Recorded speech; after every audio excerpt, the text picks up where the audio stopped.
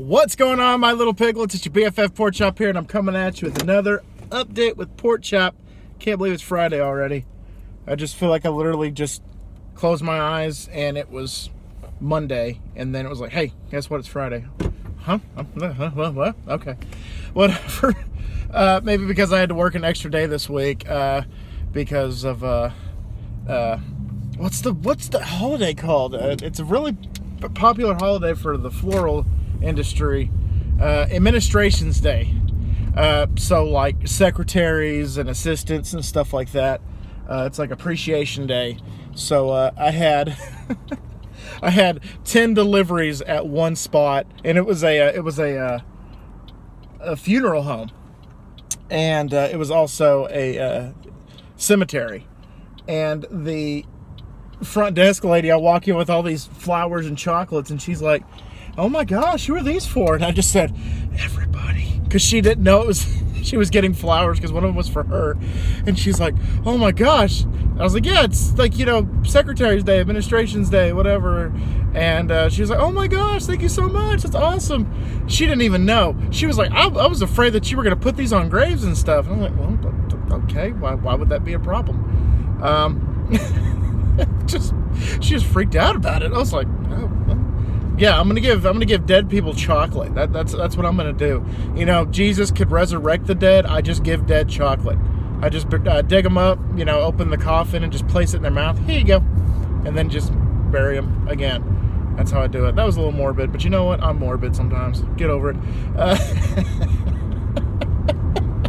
There are a few things that I want to discuss in this vlog today. First of all, rest in peace to Humpty himself, and that was terrible to hear. That pretty much the front man for Digital Underground passed away yesterday. That sucked. Like the Humpty dance, one of my favorites. It's on Church 4. It's one of my favorite songs on the playlist, and just my favorite part is I once got busy in a Burger King bathroom. Just that part always gets me. It always makes me smile. It makes me laugh. It makes me shake my head. I just love that part of that song. And he likes his oatmeal lumpy, and he's got a nose like a pickle, because at 69 would tickle your ribs or whatever. It's awesome song. If you guys don't know what I'm talking about, look up the Humpty dance, and it's on Church 4 for those of you that have it. So go check that out, definitely. So rest in peace. And also, the NFL has announced that they are going to have a new numbering rule, which certain positions can only go up to certain numbers, but most of them, like quarterback, halfback, running back, I think even tight ends and wide receivers, can go like number 1 all the way to number 20, 26 or something like that, 29 or something. I don't know, it was some 49, some ridiculous number. So all these wide receivers are like, "Oh, well, I want my college number back." I think Zeke was even talking about, "Oh, I want the number 15 back," because that's what he wore at Ohio State. And all these players are like, "I want my college number." But the catch is, if you change your number back to your college number, or a single digit number or whatever, if you change your number at all to coincide with the new rule, then you have to pay off the jersey jerseys that are on sale. So if you let's say Zeke changes from number 21 to 15, he has to pay a big chunk to pay off those. Now they're misprints, because if he changes his number, then it's like, well, he doesn't wear 21 anymore, and we have thousands upon thousands of stock of these jersey numbers. What are we going to do? We can't sell these.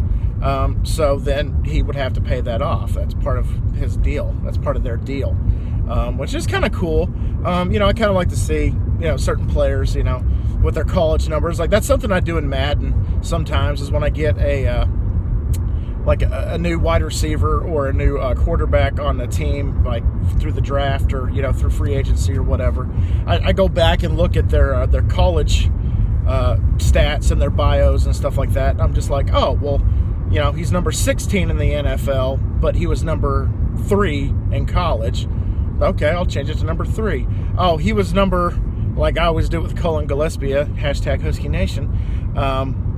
I wanted to change his number, but for some reason I couldn't, because I think we had a quarterback that had the same number at one point. But once in a while, like when I play franchise and I draft Cullen Gillespie, I'll change his number to number 12, because that was, he was the 12th man at Texas A&M. So that was his number. So I'd change it from 44 to 12, and that's just how I usually do things. It's no big deal. It's fine. But anyway, I digress. So that was interesting. I'm going to do a little bit of a rant on Tony Moran, for those of you that don't know. Actually, you know what? I think I'm going to ask you questions to coincide with each topic that I've discussed so far. So, one, if you, sorry, this guy's doing the devil horns right next to me for some reason. He's jamming out. Good for him, living his best life. Cool. Go for it, man. Have some fun with it. It just kind of threw me off because I'm not used to people sticking their hand out the window and go, duh. But anyway, how do you feel about the NFL having the new number rule change if you watch football? If you don't, then what is your favorite burger? Let me go. There you go. So if you don't like sports, you can just tell me what your favorite burger is. Meaning, do you like McDonald's? Do you like Burger King, Wendy's, Whataburger as I'm driving by? Whatever. Just let's get a discussion going. Go for it. Okay, so topic number 2. Tony Moran, for those of you that don't know, was in John Carpenter's Halloween in 1978. The thing about him being in John Carpenter's Halloween 1978 and playing Michael Myers, his face was only shown for about 2 to 3 seconds. I know, they're stopping. I'm stopping too.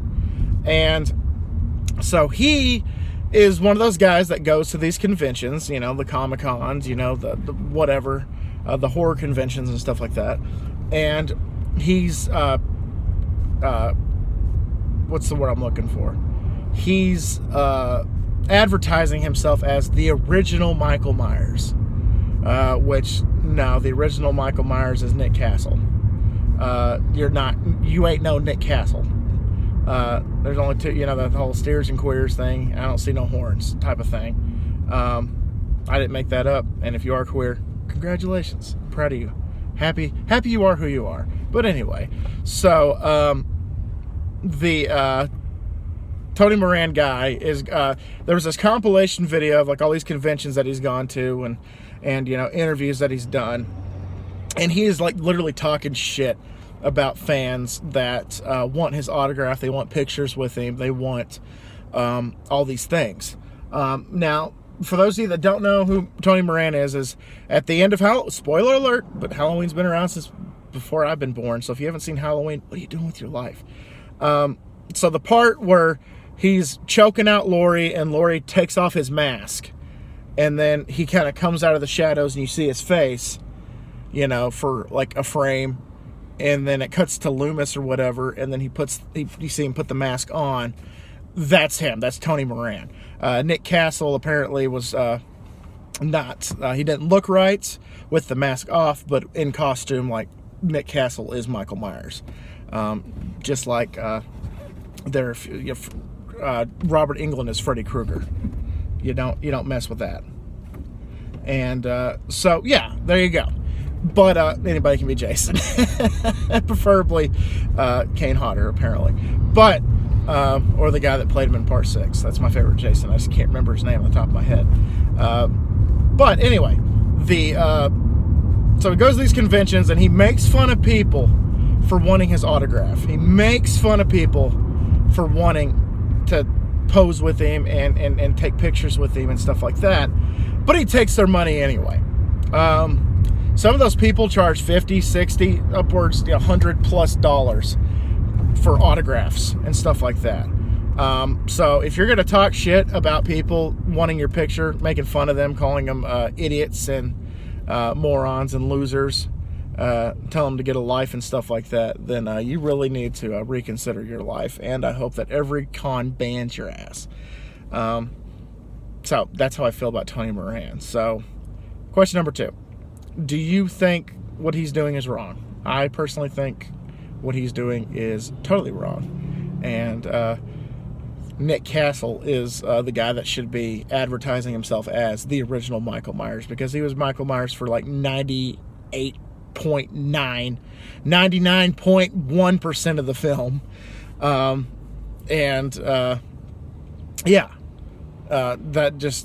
That's irritating. It's like the guy that, because I think it's in Nightmare on Elm Street 4, the Dream Child is part 5? Yes, okay, part 3, part 4. No, part 5. Nightmare on Elm Street Part 5. The Super Freddy. They got a different actor to do Freddy during the Super Freddy scene and the comic book scene. If that guy goes to conventions and was like, "Hey, I was Freddy Krueger," and then he advertised himself as Freddy Krueger, then that's kind of what this guy's doing. Except I think he was Super Freddy longer than Moran was Michael Myers. But anyway, and then he also drops some slurs, and is very homophobic slurs and stuff like that. And he says piece of shit a lot, and he's like he always he calls the Halloween cheesy and a piece of shit movie, and he hates that's like his claim to fame, as he was in there for like 5 or like 3 seconds, whatever. Just he hates it. It's like, dude, if you hate it, then stop taking people's hard-earned money to come see you. I'd much rather have like Nick Castle take my money, or Robert Englund take my money, or Kane Hodder take my money, than Tony Moran. That's for sure. I'd even love Tobin Bell, that played Jigsaw. Yeah, you can take my money too. Tony Moran, nah. I would probably ask him where the snack bar was. If I saw him at a convention, I'd be like, "Hey man, where's the concession stand? Where can I get a hot dog?" Whatever. Because like it'd be like, "Oh, you're Tony Moran? Oh, no." Anyhow, so yeah, moving on. Anyway, so guys, I did a couple of food reviews. Filmed a couple of food reviews this week. One is another drink review, and the other was a full-blown food review. So that will be what next week's is a food review and a drink review that will go up Wednesday, just like this one did. And that'll be the last one that I have for now, until I get some recommendations from you guys. Actually, I didn't release the drink review. That comes out this week. Or next week. So next Wednesday is the drink review. And then I have another one the following Wednesday, and then I have nothing after that. So you guys can, question number 3, do you have any drink recommendations for me? Non-alcoholic, but if you guys have, and they also, if you can, I only drink, soda-wise right now, I'm only drinking a 0 sugar and diet drinks right now. I'm not drinking the full-fledged sugary drinks for multiple reasons. Yeah, if you guys can go ahead and give me some recommendations, definitely. I think the next thing I'm going to do, because I know it exists, is a Mountain Dew Zero. Just released a 0 sugar flavor. So I think I might give that a shot. And then that'll be, the trifecta. That'll be the third one, drink review-wise. And then I also did a couple of miscellaneous videos this week. Just getting them, out there into the ether. And so I'll probably do another poll, kind of like I did with the developing PTSD at a young age. I'll probably do another poll saying, okay, out of all these titles, which one do you think would you be more interested in watching, with no context? Because there are a few of them that are actually really kind of cool, and I have a lot of them, in the queue. I have a lot of them in private that you guys, a couple of you guys have probably seen some, but for the most part, like, only my eyes have seen these videos. So yeah, that'll definitely be something that I'll probably do. I'll just do that once in a while. Like if I don't have like a drink review or a secondary food review to do that week, I'll probably just be like, hey, which one of these sounds good for next week?